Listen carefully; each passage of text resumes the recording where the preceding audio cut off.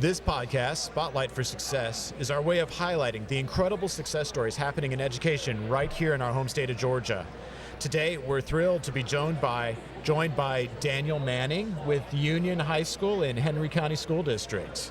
He's made a significant impact in the field of social studies education. We're going to be exploring his journey, insights, and the positive impact that he's made for students and teachers. So let's get started. Daniel, can you tell us a little bit about yourself?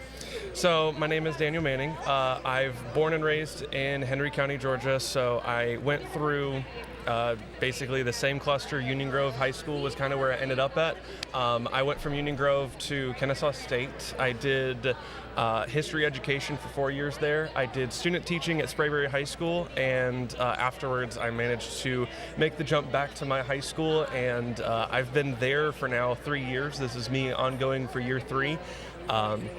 Jumped right in, and I've been coaching a bunch of different stuff. I did lacrosse when I was in high school. That was one of the things that was kind of all of a sudden just kind of hit me and was like, hey, I'm going to do that. And then coming into Union Grove as a teacher, I did boys lacrosse, which I still do now, but I also did girls volleyball for a year. Wow.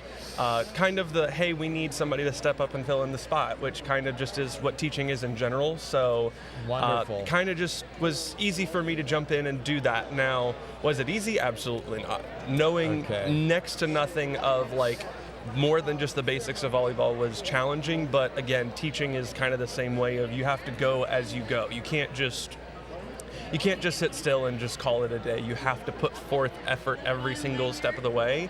Otherwise, I mean, then the stereotype of history is boring kind of culminates to everything in life. Yes, and let's talk about that, Daniel. Talk about your passions.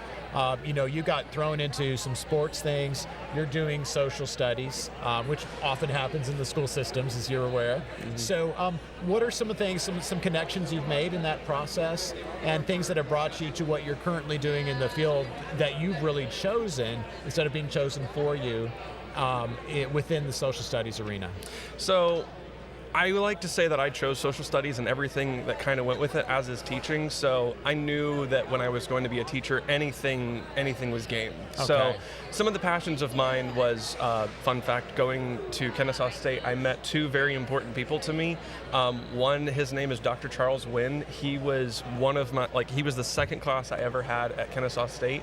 He was U.S. history from 1867 to present, and he was really big on teaching is not one-dimensional. Teaching is very how you make it, and so he was so energetic and so passionate about it that he actually, he tore his knee in class doing... Wow. Yeah, he tore his knee apart, and he actually had to go have surgery, and he was still back in the classroom 2 days after his surgery, and so that level of passion is what I strive to have. The next one is Dr. William Oakey. He showed me that, history is about the details. You can't just kind of gloss over things, and he showed me, and especially in the writing pages, of just you have to be detailed, you have to be consistent, and taking those away from college and bringing them into what I want to do. I want to be detail-oriented when I teach. I want to teach kids that the specifics matter. You can't just say, this happened on this date right here. And so one of the biggest things that I always kind of am hitting on with my students as well as my athletes is that you have to do things right, the small things. Because if you don't, then you're setting yourself up for failure. And so on the field, you have to do what you have to practice what you're planning on doing. In the classroom, you have to have good practice work. Otherwise, when the test rolls around, then you're not going to be prepared. So the whole memorize it and move on is not what I'm about. I'm about the details as well as just the passion. One of the things that my students know me for is that I will get active in the classroom. I have a bunch of different things that I will do. For example, one that comes to mind is when we talk about the French Revolution. In my world history class, I've already prepared it. We're going to go and we're going to talk about how basically the estates came and went, and then the king basically just got rid of him. And I'm going to act like the king, and I'm going to act like a guillotine is happening, and I'm going to be very dramatic and very energetic, but it's because... Hey, it's Tony DeSario, Director of Sales, and your Georgia Senior Account Executive for the American Book Company. I am here where all the magic happens ABC Central in Woodstock, Georgia. This is the place, our production center, where we produce the amazing books that keep us #1 in supplemental resources across Georgia. Why are we #1? Because our books are simple to use. And, as always, they're 100% aligned to Georgia's standards, which is most important. Here at ABC, it's our job to support our teachers, our students, and especially our families across the state of Georgia, and we do it with pleasure and pride. Thank you so much. Have an amazing time.